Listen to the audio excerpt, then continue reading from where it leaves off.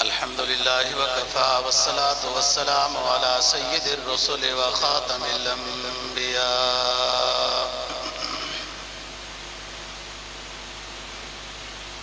وعلى آله وأصحابه الذين أوفوا عهدا الذين هم خلاصة العرب العرباء وخير الخلائق بعد الأنبياء. أما بعد فأعوذ بالله من الشيطان الرجيم. بسم الله الرحمن الرحيم. خذ من أموالهم صدقة تطهرهم وتزكيهم بها وصل عليهم إن صلاتك سكن لهم والله سميع عليم. قال النبي صلى الله عليه وسلم ما منع قوم الزكاة إلا ابتلاهم الله تعالى بالسنين. صدق الله العظيم وصدق رسوله النبي الأمي الكريم ونحن على ذلك لمن الشاهدين والشاكرين والحمد لله رب العالمين. سورہ توبہ 11ویں پارے کی ایک آیت کریمہ تلاوت کی ہے اور جناب نبی پاک صلی اللہ علیہ وسلم کا ایک فرمان تلاوت کیا ہے جس کو جمع الفوائد نے روایت کیا ہے. آیت کریمہ کا مفہوم یہ ہے اللہ رب العزت نبی پاک صلی اللہ علیہ وسلم کو خطاب کر رہے ہیں خذ من اموالہم صدقۃ. اے نبی آپ لوگوں سے زکوٰۃ وصول کیجئے تطہرہم وتزکیہم بہا. زکوٰۃ وصول کرنے کے نتیجے میں آپ ان کے اموال کو پاک کیجئے ظاہری بھی وتزکیہم بہا اور روحانی طور پر بھی. خذ من اموالہم صدقۃ تطہرہم وتزکیہم بہا. طہارت ظاہری پاکی کو کہتے ہیں، تزکیہ اندر کی پاکی کو کہتے ہیں. وصل علیہم اور جو آپ کو زکوٰۃ دیں ان کے لیے دعا فرمائے کہ اللہ ان کی زکوٰۃ کو قبول فرمائے اور خوب ان کو عطا فرمائے، مال میں برکت دے. صلی علیہم جو آپ کو زکوٰۃ دیں ان کے لیے آپ دعا فرمائیں. ان صلاتک سکن لہم آپ کی دعا ان کے لیے کامیابی کا ذریعہ بنے گی، سکون اور راحت کا ذریعہ بنے گی. واللہ سمیع علیم. اور دعا آپ کریں گے اللہ سننے والا جاننے والا ہے. لفظ صلاۃ کے کئی معنی ہیں، جیسے درود شریف ہے. لفظ صلاۃ اقیم الصلاۃ اس کا معنی نماز بھی ہے، الصلاۃ کا معنی رحمت بھی ہے، الصلاۃ کا معنی دعا بھی ہے، الصلاۃ کا معنی استغفار بھی ہے. یہ صلہ بدلنے سے ترجمہ بدلتا ہے کہ اس صلے کی نسبت کس کی طرف ہے. اس وجہ سے ترجمہ اس کا ان اللہ و ملائکتہ یصلون علی النبی. یہ یصلون کہ رحمت کی دعا کرتے ہیں فرشتے بھی، اللہ بھی، نبی پاک صلی اللہ علیہ وسلم. یہاں دعا کے معنی میں، صلاۃ نماز کے معنی میں بھی ہے اور بھی کئی معنی ہیں. یہاں پر نبی پاک صلی اللہ علیہ وسلم کو حکم ہو رہا ہے کہ آپ لوگوں سے زکوٰۃ وصول کریں اور جو زکوٰۃ دیں ان کی ظاہری اور باطنی معنوی پاکی کریں، ان کے لیے دعا کریں. آپ کی دعا ان کے لیے راحت و سکون کا سبب بنے گی اور اللہ سننے والا جاننے والا ہے. نبی پاک صلی اللہ علیہ وسلم کا جو فرمان تلاوت کیا ہے اس کا ترجمہ یہ ہے کہ جو قوم زکوٰۃ نہیں دیتی وہ من حیث القوم قحط میں رزق کی تنگی میں مبتلا ہو جاتی ہے. کچھ نہ دیں تو الگ پہلو ہے.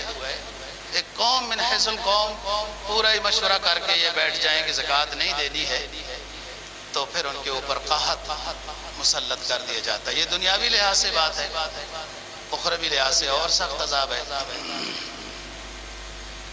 رمضان المبارک کا مہینہ بالکل قریب ہے اور اس مہینے میں اکثر لوگوں کا رجحان اللہ کی طرف ہو جاتا ہے. پھر زکوٰۃ نکالنے کی بھی ترتیب اکثر لوگوں کی رمضان کے مہینے میں ہے.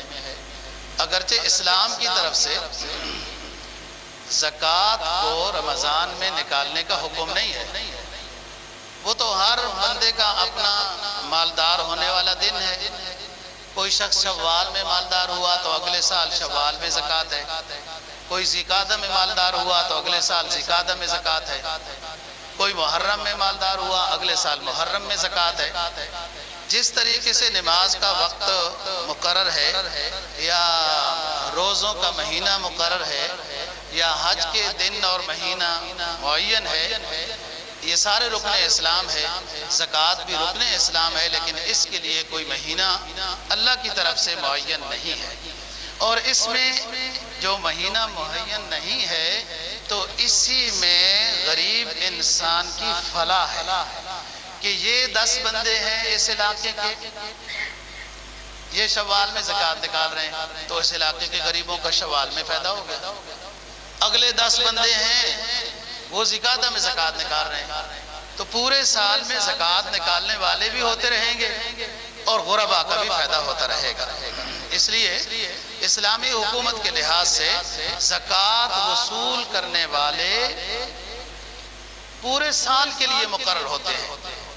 یہ نہیں کہ وہ صرف یکم رمضان بینک والے سب کی زکوٰۃ کاٹو. اپنی سہولت کے لیے اسلامی حکم تبدیل کر دیا. زکوٰۃ وصول کرنے والے اسلامی حکومت اگر کبھی دنیا میں آ جائے تو ہر سال ہر دن حکومت اسلامیہ کی طرف سے بندے مقرر ہوتے ہیں. وہ مارکیٹ میں مختلف روڈوں پر وہ ایک دفاتری نظام ہوتا ہے، اس میں بیٹھے ہوتے ہیں. لوگ زکوٰۃ جمع کرتے ہیں اموال ظاہرہ کی، اور اموال باطنہ کی زکوٰۃ انسان کے ذمہ ہوتا ہے. اموال ظاہرہ کی زکوٰۃ جو مال کہ اس کا پتہ حکومت کو چل جائے اس کو اموال ظاہرہ کہتے ہیں، جیسے کاروباری حضرات کے طریقہ ہے. اس کی زکوٰۃ حکومت نے لینی ہے. جو اموال باطنہ ہے، جو کسی کو دوسروں کو نہیں پتہ ہوتا، گھر میں پتہ ہوتا ہے اپنے گھر والوں کو، سونا ہے کوئی نقدی ہے تو وہ اموال باطنہ ہے، اس کی زکوٰۃ انسان نے خود نکالنی ہے. سب سے پہلی بات یہ ہے کہ زکوٰۃ رکن اسلام ہے. ایمان کے بعد بعض حضرات 10 بعثت کو کہتے ہیں کہ رسول پاک صلی اللہ علیہ وسلم کو معراج کا شرف حاصل ہوا نبوت ملنے کے 10 سال بعد. تو یہ پہلے 10 سال والے ایمان کے لحاظ سے تھے، نفلی عبادت تھی یا کچھ تہجد پڑھ رہے تھے. نماز فرض ہوئی معراج کے سفر. نماز کے ساتھ ہی زکوٰۃ بھی فرض ہوئی. اقیم الصلاۃ والزکاۃ قرآن مجید کی آپ تلاوت کرتے ہیں، ان دونوں حکموں کا اکٹھا ذکر ہے. نماز عبادت بدنیہ ہے، زکوٰۃ عبادت مالیہ ہے. زکوٰۃ اور نماز کا حکم ہجرت سے پہلے معراج کے سفر میں ہی ہو گیا تھا. نماز فرض ہوئی تو دوسرے دن جبرائیل علیہ السلام نماز سکھانے کے لیے مکہ مکرمہ میں آ گئے اور 2 دن آپ کو نماز پڑھاتے رہے کہ یہ اوقات ہیں، یہ رکعتیں ہیں وغیرہ. یعنی نماز فرض ہوئی تو عملاً دوسرے دن اس کا حکم نافذ ہو گیا. زکوٰۃ فرض ہوئی قبل الہجرت مکی دور میں، لیکن عملاً اس کا حکم نافذ جو ہوا وہ ہجرت کے بعد سن 2 ہجری میں، سن 2 ہجری میں، اور بعض رات کا رجحان ہے رمضان میں، کہ اسی میں فطرانے کا حکم نازل ہوا کہ صاحب حیثیت شخص عید الفطر کے اوپر فطرانہ ادا کریں گے، اور وہ مصرف وہی ہے جو زکوٰۃ کا مصرف ہے، غریبوں کو دینا ہے۔ اسی میں زکوٰۃ بھی فرض ہوئی، نصاب مقرر ہوئی ہے کہ کتنا نصاب ہوگا تو زکوٰۃ دینی ہوگی، اموال بتائے گئے کن اموال پر زکوٰۃ ہوگی اور کتنی زکوٰۃ ہوگی، کن کو دے سکتے ہیں کن کو نہیں دے سکتے ہیں۔ اسی وقت حکم نازل ہوا زمینی پیداوار کا، جس کو عشر کہتے ہیں، اس کی ترتیب مقرر ہوئی کہ بارانی زمین پر 10واں حصہ ہے، ٹوول کی زمین پر 20واں حصہ ہے عشر، پیداوار جتنی بھی ہو، اور سال میں 2 مرتبہ ہو تو 2 مرتبہ عشر ہے وغیرہ۔ اسی میں مویشیوں کی زکوٰۃ کا حکم نازل ہوا، 30 بکریوں پر 1 بکری، 120 تک ایک ہی بکری ہے، پھر 121، پھر ہر 100 پر 1 بکری ہے، اور 30 گائے پر 1 گائے، اسی میں بھینس داخل ہے، بیل داخل ہے وغیرہ۔ 5 اونٹ پر 1 بکری، 10 اونٹ پر 2 بکری، 15 پر 3 بکری، 20 پر 4 بکری، 25 اونٹ ہو جائیں تو 1 سال کا 1 بچہ بنت مخاص۔ اونٹ کی زکوٰۃ بھی اسی سال آ گئی۔ تو بات یہ ہے کہ زکوٰۃ کا حکم تو نازل ہو چکا تھا مکہ مکرمہ میں، عملی طور پر زکوٰۃ کا حکم نافذ ہوا ہجرت کے بعد سن 2 ہجری رمضان المبارک میں، اسی میں فطرانہ بھی نازل ہوا۔ تو سب سے پہلی بات یہ ہے کہ زکوٰۃ ایک عبادت ہے، یہ کوئی جمہوری حکومت کا ظالمانہ ٹیکس نہیں ہے، یہ عبادت ہے، رکن اسلام ہے، اور اس کی بڑی شرائط ہے۔ اس کے بعد زکوٰۃ ہے، اور بہت تھوڑی سی مقدار میں ہے۔ یہ نہیں ہے کہ انگڑائی لو تو ٹیکس آج نیا، پھر دوسرے دن انگڑائی لو تو آج ٹیکس نیا، اس طرح نہیں، ایک ہی یہ نظام ہے۔ پوری دنیا کافر ہو جائے، مقادیر شرعیہ کو زور لگا کر نہیں بدلا سکتے، ساری دنیا مسلمان ہو جائے، سارے مالدار ہو جائیں، مقادیر شرعیہ کو تبدیل نہیں کر سکتے۔ یہ نظام اٹل ہے، اور آگے ہے کہ اتنی زکوٰۃ دینی ہے، باقی سارا مال کو اللہ کے راستے میں دے دے تو اچھی بات ہے۔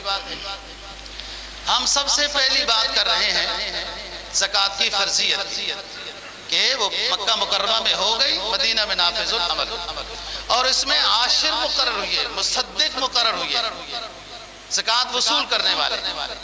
اور وہ جو سالبہ کا قصہ ہے، جنہوں نے رسول پاک صلی اللہ علیہ وسلم سے دعا کرائی تھی میری بکریاں زیادہ ہو جائیں، آپ نے کہا جتنی ہیں گزارا کرو، کہا نہیں حضور بڑا شوق ہے، آپ نے دعا کی، مال بڑھ گیا، پھر حتیٰ کہ جماعت کی نماز اس سے چھوٹ گئی، پھر جمعہ بھی چھوٹ گیا، کیونکہ مدینہ میں وہ بکریاں وہ مٹ نہیں رہی تھی، پھر مدینہ سے باہر دور ایک وادی میں آباد ہو گئے۔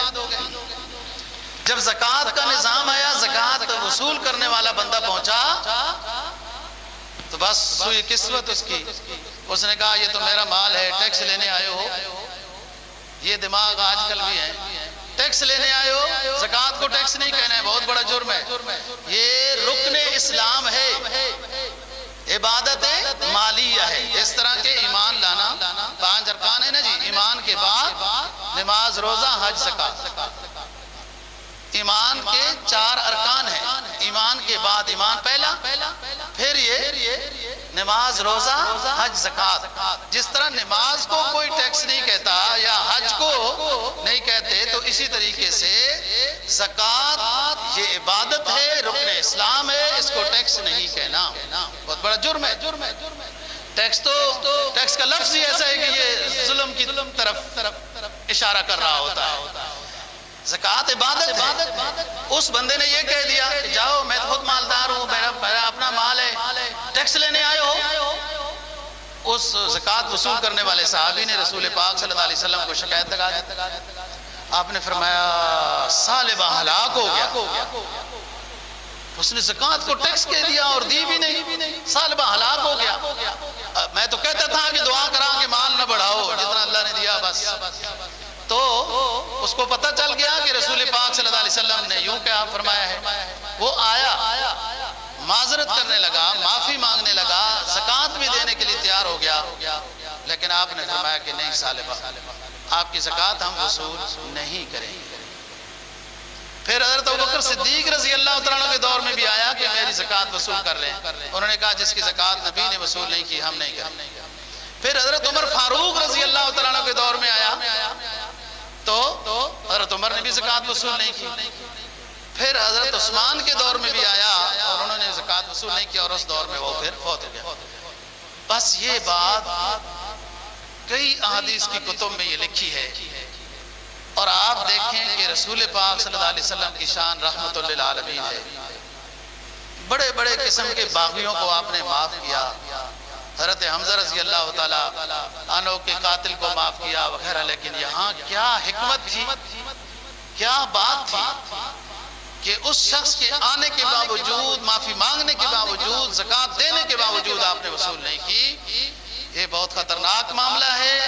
یہ اللہ کا مال ہے، اللہ نے ہمیں دیا ہے، اس میں سے بہت تھوڑا سا اللہ کے نام پر دینا ہوتا ہے، اور وہ ہر روز بھی نہیں دینا ہوتا، سال میں ایک مرتبہ دینا ہوتا ہے. اور اس میں بھی یہ حکم ہے کہ اپنے رشتہ داروں کو پہلے دیکھو، اپنے علاقے کو پہلے دیکھو، ان کا بھی ہمارے ذمہ حق ہے.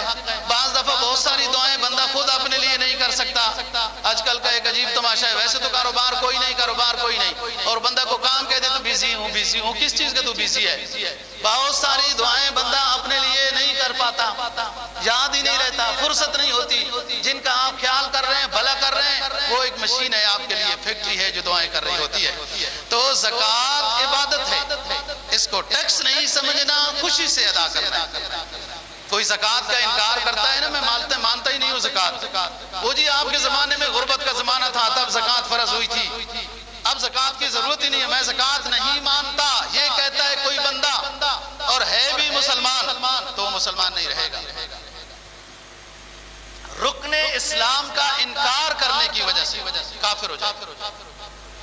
جیسے بہت سارے جو بظاہر مسلمان کہنے والے ہیں نا، اندر دل دماغ وہ یورپ کا لے کے آئے ہوئی ہے. دل دماغ ان کا آپریشن ہو گیا، وہ والا بنا ہوا ہے جی.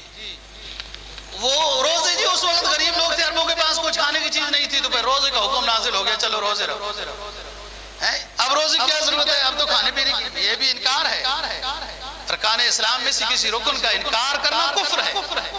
اور اگر کوئی انکار تو نہیں کرتا زکوٰۃ کا، کہتا ہے کہ زکوٰۃ اسلام کا رکن ہے لیکن دیتا نہیں ہے، تو یہ گناہگار ہے. انکار کرنے والا کافر ہے اور نہ دینے والا گناہگار ہے اور گناہ کبیرہ ہے. ارکان اسلام میں سے کسی رکن کو کوئی شخص چھوڑ رہا ہے تو سب سے بڑا گناہ کبیرہ ہے. جیسے شراب گناہ کبیرہ ہے وغیرہ وغیرہ، یہ گناہ کبیرہ ہے. ایمان کے بعد رکن اسلام میں سے کسی رکن کو کوئی جان بوجھ کر چھوڑ رہا ہے، جان بوجھ کر روزے نہیں رکھتا، جان بوجھ کر نماز نہیں پڑھتا، حج فرض ہے نہیں کرتا، زکوٰۃ فرض ہے نہیں دیتا. رکن اسلام کوئی شخص جو ادا نہیں کرتا، تمام گناہ کبیرہ میں سے سب سے بڑا کبیرہ گناہ ہے رکن اسلام کو ادا نہ کرنا. تو فرمایا کہ صاحب نصاب شخص پر زکوٰۃ فرض ہوتی ہے. صاحب نصاب 52.5 تولہ چاندی ہے، اور جب کوئی زکوٰۃ نکالے مارکیٹ سے چاندی کا ریٹ معلوم کرے. آج کے ریٹ کے مطابق اگر 90,000 روپے کے لگ بھگ ہے تو کسی شخص کے پاس مالیت سال سے چلی آ رہی ہے 90,000 روپے. یہ شخص صاحب نصاب ہے اور اس کو زکوٰۃ ادا کرتا. سونے کا نصاب ہے 7.5 تولہ، اور اس میں سونے کا نصاب تب دیکھا جائے گا جب سونے کے علاوہ اس کے پاس کوئی چیز نہ ہو، نہ کسی ملک کی کرنسی، نہ چاندی، نہ مال تجارت. پھر صرف سونے کے نصاب کو دیکھنا ہے. اگر 7.5 تولہ سونا اس کے پاس موجود ہے تو اس پر زکوٰۃ ہے، اور اگر 7.5 تولہ سے کم اس کے اوپر اس کے پاس سونا ہے اور نہ پاکستانی کرنسی ہے، نہ کسی ملک کی کرنسی ہے، نہ مال تجارت ہے، نہ چاندی ہے، تو وہ سونا سونا ہی ہے، سونے کا نصاب پورا نہیں ہے، اس لیے اس پر زکوٰۃ نہیں. لیکن ایسا ہوتا بہت کم ہے کہ کسی کے پاس سونا ہے اور اس کے پاس پاکستانی کرنسی یا کسی ملک کی کرنسی نہیں ہے، چاندی نہیں ہے. اگر کسی کے پاس موجودہ کرنسی ہے یا چاندی ہے، سونا جتنا بھی ہے وہ سونا چاندی کے حکم میں چلا جائے گا. کسی کے پاس 10 تولہ چاندی ہے، 1.5 تولہ سونا ہے، 10,000 روپے ہے، کوئی چھوٹا موٹا اس کا کاروبار ہے. اب سونا تو 1-2 تولے ہے، یہ سونا سونا نہیں رہے گا، یہ سارا نظام اس کو جمع کریں گے، پاکستانی روپے میں لے کے آئیں گے. چاندی کے نصاب کو پہنچ رہا ہے، اس سے زیادہ ہے تو اس کے اوپر زکوٰۃ فرض ہے. سونا نہیں رہے گا. سونا تب سونا ہے جب سونے کے علاوہ اس کے پاس کوئی چیز نہ ہو، تب سونے کا نصاب پورا ہونا ضروری ہے. تھوڑی بہت چاندی ہے، پاکستانی روپے ہے، یا مال تجارت ہے، کوئی پلاٹ ہے، کوئی چیز ہے، نقدی ہے، کسی ملک کی کرنسی ہے، یہ ساری چیزیں جمع کریں گے. فرض کرو یہ ساری چیزیں جمع کی ہیں، 10 لاکھ کی بن گئی ہیں.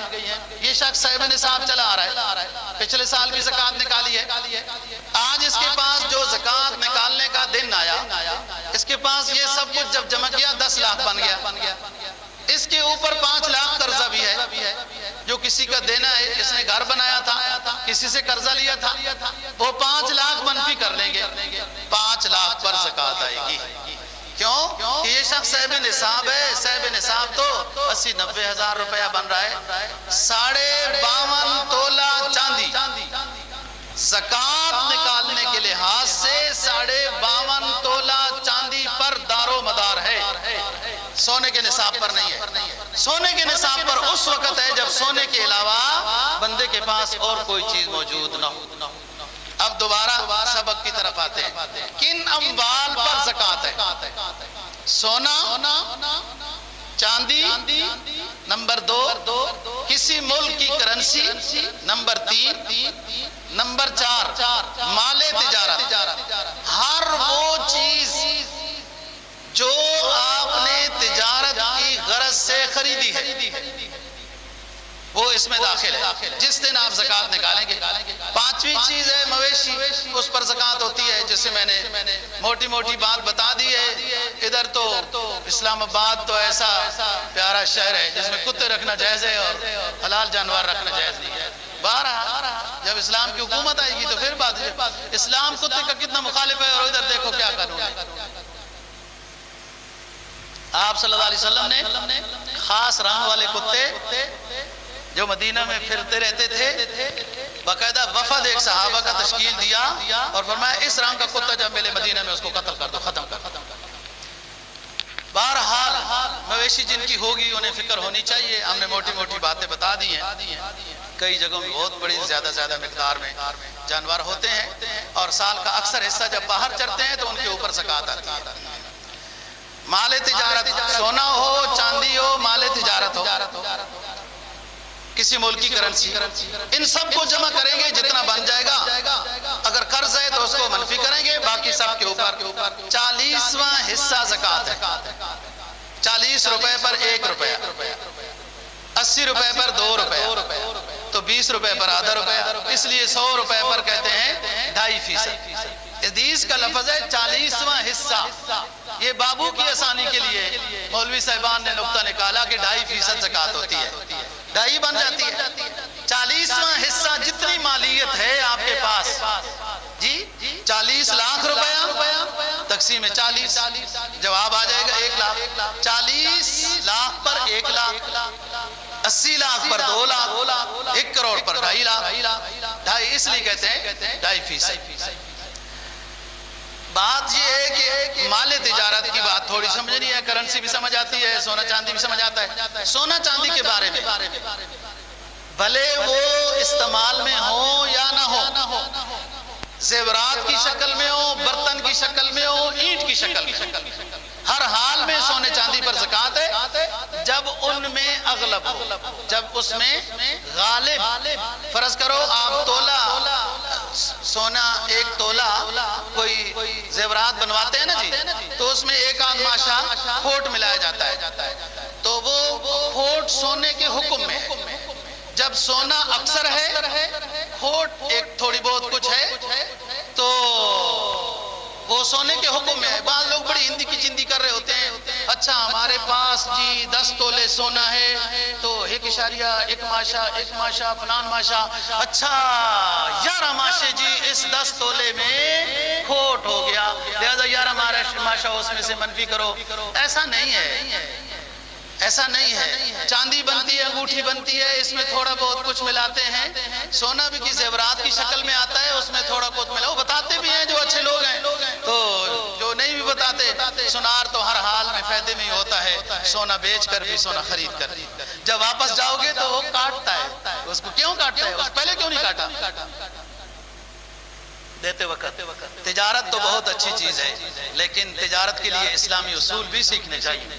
ایسا نہ ہو یہ سمجھ رہا ہو کہ میں تو رزق حلال کی تجارت برتن اور کاروبار کی کر رہا ہوں، میں کوئی سود کا کاروبار تو نہیں کر رہا، شراب کا کاروبار تو نہیں کر رہا، جی اچھا کاروبار کر رہا ہوں، جائز کاروبار کر رہا ہوں، لیکن کاروبار کے اصول و ضوابط جو اسلامی ہیں وہ سیکھنی چاہیے کہ مجھے کس طریقے سے تجارت کرنی ہے، کون سی کاٹ کرنی ہے، کون سی کاٹ نہیں کرنی۔ مال تجارت کے بارے میں بات سمجھانی ہے۔ جو چیز خریدتے وقت آپ کی نیت یہ تھی کہ جب اس کو مناسب پیسے ملیں گے بیچ دیں گے، خریدتے وقت کی نیت کا ہمیشہ اعتبار ہوگا۔ لہذا آپ نے خرید لی، وہ پلاٹ ہے، گاڑی ہے، سائیکل ہے، کوئی بھی چیز ہے، جب آپ کے سال زکوٰۃ نکالنے کا دن آیا، فرض کرو آپ رمضان میں ہی زکوٰۃ نکالتے ہیں، اچھی بات ہے کہ 70 گنا بڑھ جاتا ہے، ایک فرض ادا کریں، تو اس میں اپنے اس پلاٹ کی مارکیٹ ویلیو معلوم کریں، اس گاڑی کی معلوم کریں، یا وہ کپڑا ہے یا وہ برتن ہے یا جو کچھ بھی ہے، تو موجودہ جو ریٹ اس کاروباری چیز کا ہے اس کے اوپر زکوٰۃ ہے۔ اگلے سال بھی نہیں بکا تو اگلے سال۔ آپ کے خریدنے کے وقت اس چیز کی نیت کا اعتبار ہے۔ آپ نے ایک پلاٹ خریدا اس لیے کہ اس کھلی پرفضا میں گھر بنائیں گے، خریدتے وقت آپ کی نیت یہ تھی یہ پلاٹ خرید رہا ہوں، اس میں میں اپنا گھر بناؤں گا، اس پلاٹ پر زکوٰۃ نہیں ہے۔ سال کے درمیان میں یا ویسے آپ کے بیچنے کا ارادہ بن گیا اور وہ بکا بھی نہیں، تب بھی اس پر زکوٰۃ نہیں ہے، کیونکہ آپ کا خریدتے وقت یہ کاروبار کی نیت نہیں، بعد میں ویسے اس کو بیچنے کا ارادہ بن گیا۔ ہاں جب وہ بک جائے گا اس کی جو اکٹھی مالیت ہے آپ کے زکوٰۃ والی تاریخ کے دن وہ موجود تھی، پلاٹ بک گیا، وہ گھر بک گیا، گاڑی بک گئی، وہ کاروبار کے لیے نہیں تھی، بس ارادہ بن گیا بیچنے کا، پیسے مل گئے آپ کو، آپ کا ارادہ ہے 5 رمضان کو ہمیشہ آپ زکوٰۃ نکالتے ہیں، 5 رمضان تک ان پیسوں کا دوبارہ پلاٹ نہیں لیا، وہ بھی پڑے ہوئے ہیں، تو ان پیسوں پر زکوٰۃ آئے گی۔ ایک اور اہم بات ہے، ہر مال پر سال کا گزرنا شرط نہیں ہوتا۔ فرض کرو ایک شخص پچھلے رمضان میں وہ 1.5-2 لاکھ کا مالک تھا، درمیان میں وہ اور پیسے بھی اس کے آتے رہے، کوئی کاروبار کیا، کوئی چیز بیچ دی، کم بھی ہوتے رہے، بڑھتے بھی رہے، پچھلے سال اس کے پاس رمضان میں 2 لاکھ پہلی دفعہ مالدار ہوا، اگلا سال آ گیا، اس کی زکوٰۃ نکالنے کی تاریخ کا اگلا سال آ گیا، رمضان آ گیا، 5 رمضان آ گیا، پچھلے سال تو 2 لاکھ تھے، اب اس کے پاس 10 لاکھ، درمیان میں کوئی اور چیز بیچ لی، کوئی تنخواہیں بھی بچتی رہی، کچھ اور کاروبار، ویسے یہ مثال پتنے میں ٹھیک دے رہا ہوں یا نہیں دے رہا ہوں کہ اس موجودہ حکومت میں کوئی بچت بھی ہو جاتی ہے یا نہیں، لیکن ایک مسئلہ سمجھانے کے لحاظ سے نا یہ بات ہے، تو اگلے سال زکوٰۃ نکالتے وقت 10 لاکھ ہے آپ کے پاس، حالانکہ آپ کے پاس تو پچھلے سال 2 لاکھ تھا، 8 لاکھ پر تو سال نہیں گزرا، یہ مسئلہ سمجھنے کا ہے۔ جو شخص صاحب نصاب چلا آ رہا ہے اس کے ہر پیسے پر سال کا گزرنا ضروری نہیں ہے۔ زکوٰۃ نکالتے وقت اس کے پاس 10 لاکھ ہیں، بس یہ سمجھے کہ 10 کے 10 لاکھ پر سال گزرا ہوا ہے۔ حدیث یہ کہتی ہے کہ پچھلے سال ایک بندے کے پاس 30 گائے تھی اور اس نے 30 گائے پر زکوٰۃ دی ہے۔ درمیان سال میں گایوں نے بچے دیے، جب اگلا سال ہے اس کے پاس 60 گائے ہیں، اب زکوٰۃ 60 گائے پر ہے، حالانکہ 20 گائے پر تو سال نہیں گزرا۔ بہرحال اسی طرح سونے چاندی جو بھی مال تجارت ہے، ایک شخص شروع سے صاحب نصاب چلا رہا ہے، ہر مال پر سال گزرنا ضروری نہیں ہے۔ آپ فرض کرو 5 رمضان کو زکوٰۃ نکالتے ہیں اور حساب کرتے ہیں، اس سے پہلے آپ کو تنخواہ بھی آ گئی ہے اس مہینے کی، تو وہ بھی ایسی ہے کہ اس کے اوپر زکوٰۃ دینی ہے، وہ سارے پیسے میں اس کو جمع کیا جائے گا۔ سونا چاندی بھلے وہ اینٹ کی شکل میں ہو، وہ زیورات کی شکل میں ہو، زیورات گھر میں استعمال ہو رہے ہو یا ہم اپنے رواج پر عمل کر رہے ہیں، زیور ضرور بنانا ہے، شادی پر ضرور دینا ہے۔ اور خصوصاً جو بہت بڑے لیول کے لوگ ہیں، میں اپنے لیول کے لحاظ سے بات کر رہا ہوں کہ گھروں میں کام کرنے ہیں، عورتوں نے فلان کرنا ہے، جی کپڑے دھونے ہیں، یہ کرنا ہے، تو زیورات تو پہن نہیں سکتی، لہٰذا سنبھال کے رکھو، ٹھیک ہے۔ اور تقریب میں جانا ہے، حالات خراب ہیں، تقریبات میں اصلی زیور نہیں پہننا چاہیے، لہٰذا سنبھال کے رکھو۔ گھر میں بھی نہیں پہن سکتے کہ کام کاج کرنا ہے، تقریبات میں کسی کی شادی میں بھی نہیں پہن سکتے کہ حالات خراب ہیں، ڈاکہ پڑ جاتا ہے، بر سنبھال کے رکھو، زکوٰۃ دیتے رہو، چلو غریب کا تو فائدہ ہو ہی رہا ہے۔ سونا گھر میں رکھنے کا ایک فائدہ سمجھ میں آیا کہ سالانہ زکوٰۃ دی جا رہی ہے، غریب کا بھلا ہو رہا ہے، یہ بھی تو ثواب کا کام ہے نا جی۔ اپنے لیے سونے نے کوئی فائدہ نہیں دیا، یا صرف دل کا سہارا ہی ہے کہ پاس تو پڑا ہے نا سونا، یہ بھی بڑی بات ہوتی ہے۔ جیب میں پیسہ ہو تو فائدہ ہوتا ہے، بندہ خوش ہوتا ہے کہ یہ سارا پیسہ ہی تو تباہ کر رہا ہے نا، دنیا کیسے اکڑتی ہے، حالانکہ اکڑ سکتے بھی نہیں ہیں، بوڑھے ہو گئے 70 سال کے، اکڑ کا زمانہ ہی ختم ہو گیا، پھر بھی اکڑ کے چلتے ہیں، وہ پیسہ اکڑاتا ہے نا ان کو۔ کم عاقل عاقل آیت مذاہب، کم جاہل جاہل تلقاء مرزوقا، اہذا الذی ترک الاوہام عائرۃ، سیر العالم النحریر زندیقا۔ دیکھا نا قدرت کے فیصلوں کو، کتنے بڑے لکھے دانشور اللہ والے غربت کی چکیوں میں پیسے جا رہے ہیں، وہ شہنشاہ مطلق کا یہ فیصلہ ہے، کم جاہل جاہل آیت مذاہب،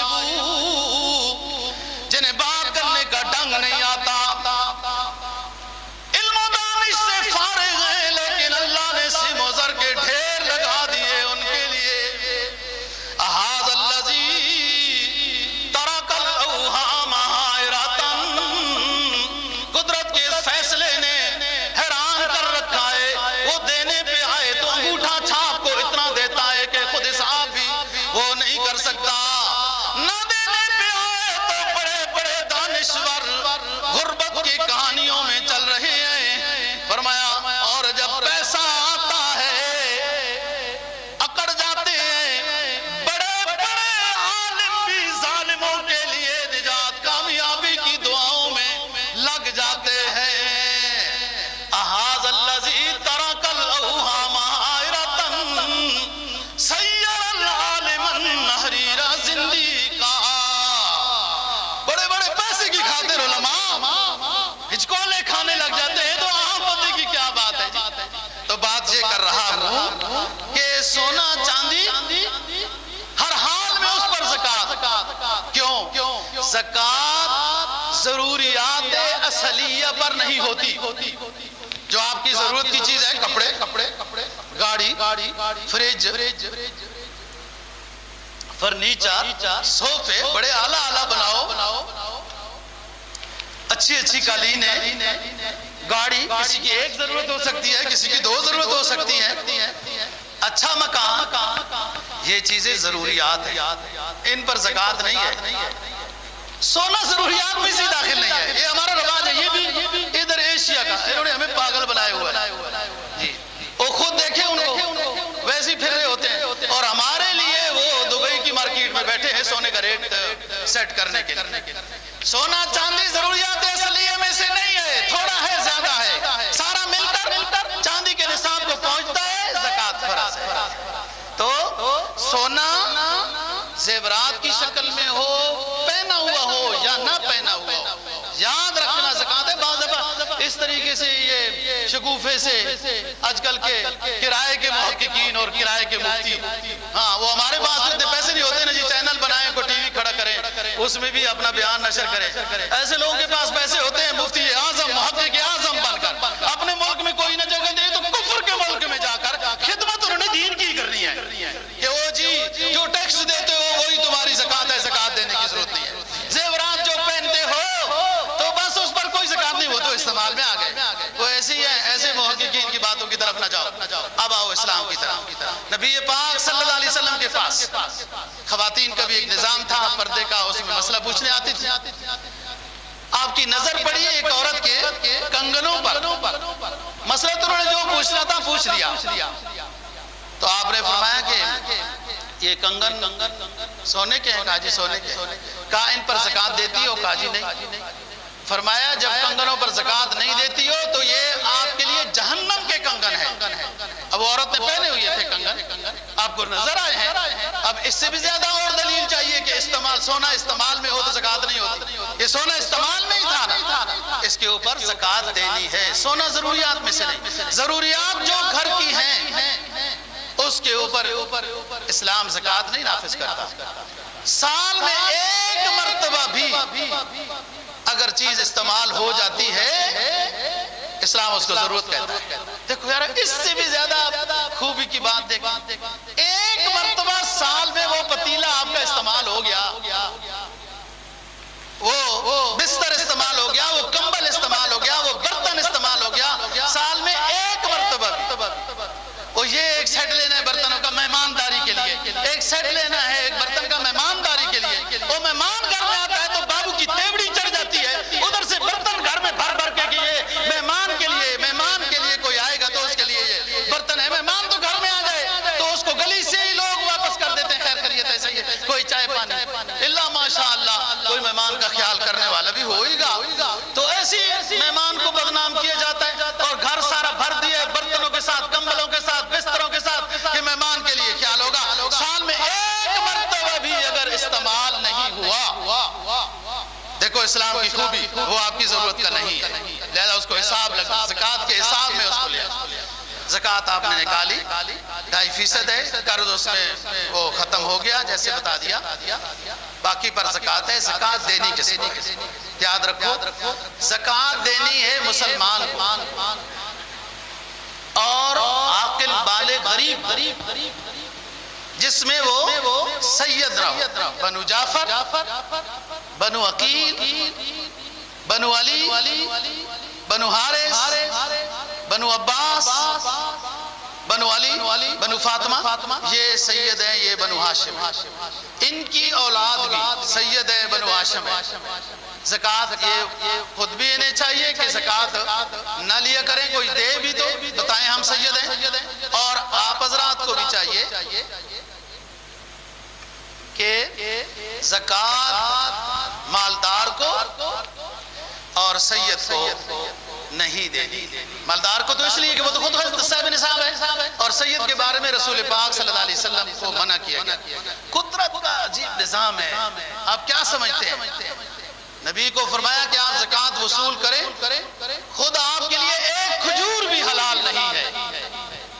منافقین تو اس کے علاوہ بھی تو کتنے منافقین کیا کیا باتیں مدینہ میں جو ہوئی جی، غزوہ احد میں جا رہے تھے تو منافق نے ٹولہ بنا کے سائیڈ میں بیٹھ گئے وغیرہ، اور کئی باتیں جو مدینہ کے منافقین ہیں، پھر ان کے جنازہ پڑھنے سے بھی منع کیا گیا وغیرہ۔ لیکن اگر نبی کے لیے خود زکوٰۃ کھانا جائز ہوتا تو منافقین کتنی پی گئے کستے۔ نبی پاک صلی اللہ علیہ وسلم اور آپ کے خاندان کے لیے زکوٰۃ کو حلال نہیں قرار دیا گیا، بس یہ میل ہے فلان ہے جو بھی ہے، حتیٰ کہ